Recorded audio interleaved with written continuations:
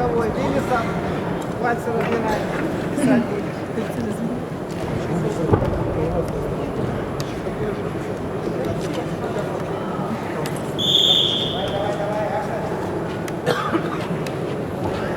На ковре в красном трико Асхат Семханов.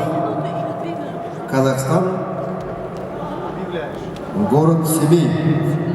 7 лет занимается борьбой под руководством Хусайнова, тренера. Борец синим триком представитель команды Монголии Жамс Ранзо Шейдек Жамс. 22 года ему. Борьбой занимается 8 лет, мастер спорта Монголии. Тренер Авермет Энхэ. On the mate B, continuously wrestling match in the weight class up to 70 kilograms. The wrestler in red trick represents Kazakhstan, Askhad Semkhanov. He's 7 years practicing wrestling with the coach Usanov. His rival in blue trick represents Mongolia, Ulaanbaatar, Javchoytokjans. He's 22 years old, master of sport, 8 years of wrestling.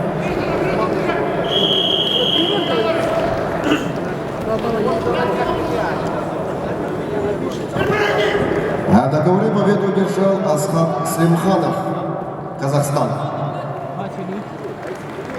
Приглашаются Исламбек Аразбеков, Кыргызстан, Батпая, Лутпая, Монголия.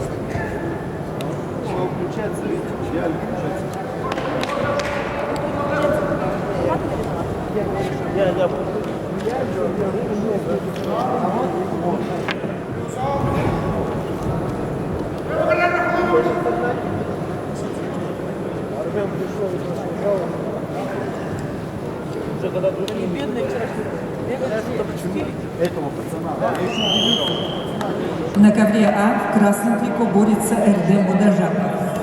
Бурятия, Улан-Удэ, студент Бурятской государственной сельскохозяйственной академии, мастер спорта. Эрдем 10 лет тренируется у Базарова и Будажанаева.